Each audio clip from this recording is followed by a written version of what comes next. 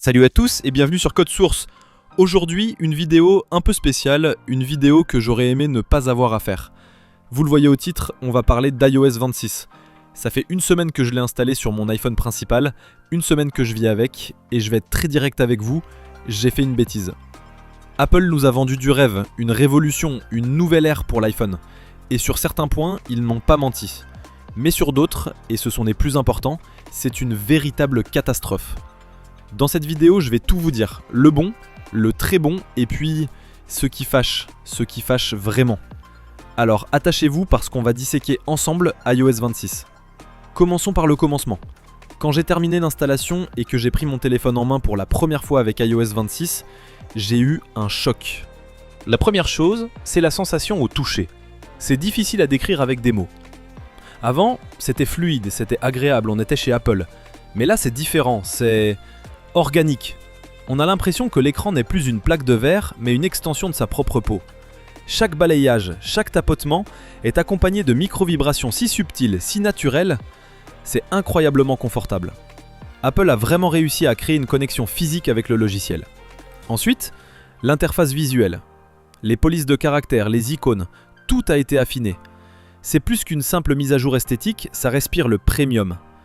Les caractères ont une clarté, une définition qui rend la lecture tellement plus agréable, on a l'impression de passer d'un livre de poche à une édition de luxe reliée à la main. Et puis il y a cette idée de téléphone vivant.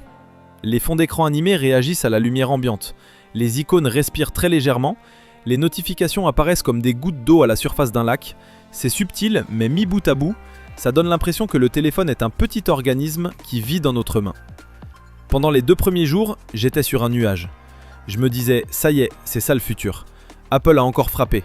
J'étais prêt à crier au génie. Et puis j'ai commencé à vraiment utiliser mon téléphone. Et c'est là que le rêve s'est transformé en cauchemar. Passons à ce qui ne va pas, et la liste est longue. Premièrement, et c'est le plus grave, l'instabilité de la connexion. C'est simple, mon iPhone est devenu capricieux.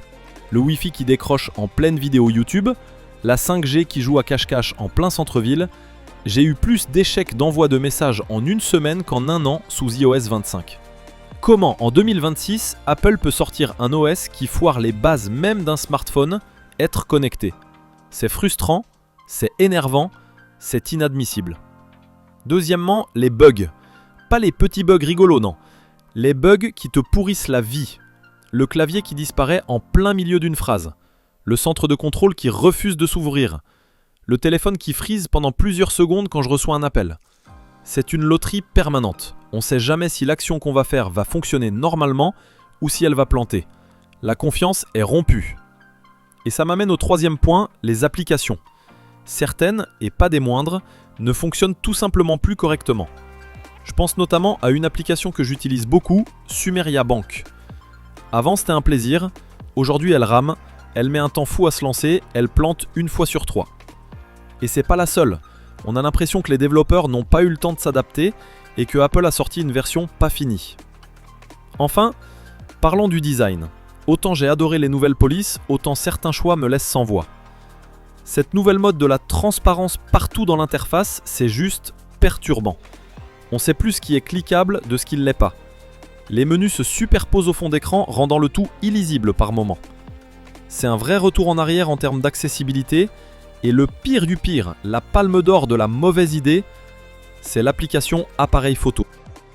Qu'est-ce qui leur est passé par la tête? On dirait qu'ils ont licencié toute l'équipe de design et qu'ils ont demandé à un stagiaire de copier l'interface d'un téléphone Android bas de gamme de 2018. Les icônes sont grossières, les menus sont mal pensés, c'est moche, ce n'est pas intuitif, ça ne ressemble pas à Apple.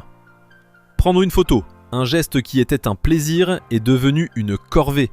C'est un sacrilège. Alors, que retenir de cet iOS 26 ? C'est l'un des plus grands paradoxes que j'ai vu chez Apple. D'un côté, on a des idées de génie. Cette sensation au toucher, ce sentiment d'un téléphone vivant, c'est une vision brillante du futur de l'interaction homme-machine. On sent ce qu'ils ont voulu faire, et c'est magnifique.